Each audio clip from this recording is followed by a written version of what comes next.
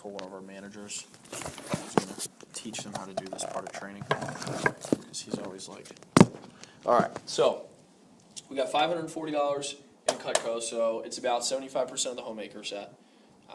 The other pieces, you guys know, how can you get the other pieces? Win them in the fast start contest. Correct, absolutely. So we're going to give you the levels for that tomorrow. So the percentage discount that you get, we're talking 75%. So that's the first place I'd like to stop is at 75%, guys, at a normal retail setting, what is the average percentage that you might get for a discount? 20%. You might get 15. You could get a little bit more. In the food industry at Burger King and Subway, we got 50%. It's kind of cool. Here we do 75% for our representatives first time. And I want to make the point that this is a one-time initial deal we only do for trainees. You can't buy like 2 or 5 sample sets and sell them out of the back of your car and make profit off all of them.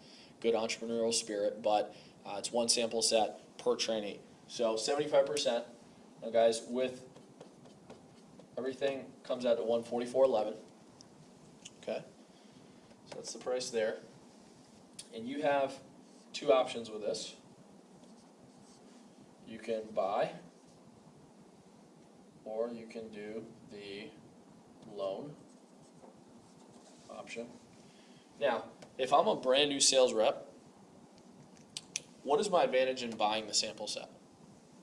Sell it. Okay, so number one, I can sell it when I'm done working with the company, because I'm going to use it on my own, and then because I'm going to use it on my appointments. But let's say I find my dream job, or I'm moving out of town, or whatever, and I want to sell my sample set. What am I going to sell it for? Anything over 144. Anything over 144. That's the beauty of it, but not more than the retail value. That's illegal. You can't do that. But you could sell it for up to 540. Because what's great about that is we're really talking about a $396 profit, because your initial investment was 144. Talking about $396 profit here. Okay, I know for an absolute fact that there probably aren't many stocks or mutual funds that you can tell me that's going to guarantee and yield you a 200 to 300% profit off of. But I know for an absolute fact that at any given moment you could sell your sample set for that amount of money, if not maybe just a little bit under, because it was used. Okay, because you're talking about a major profit there. So I've actually had people before.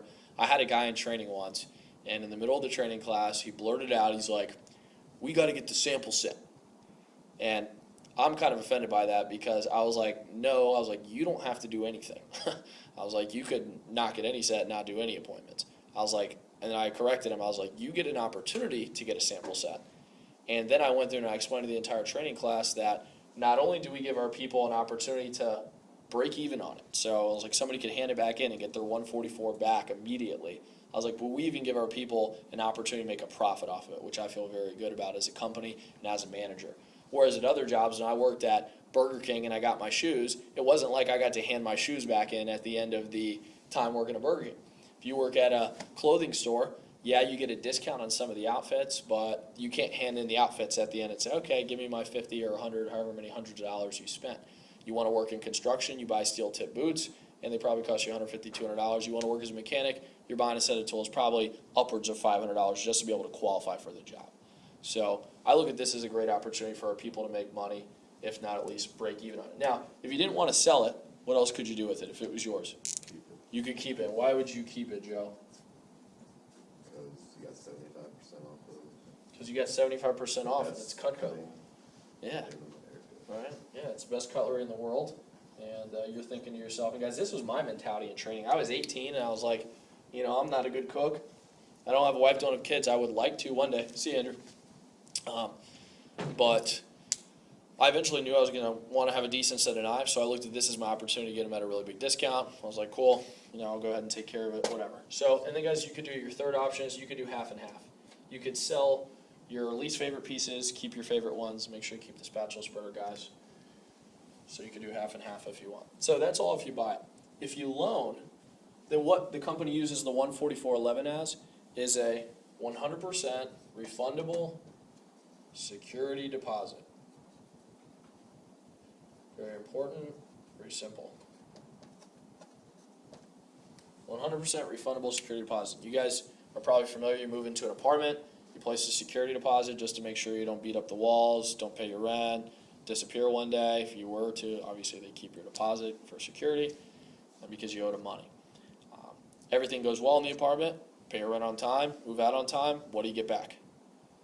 You get your deposit back. It's a security deposit. Same thing.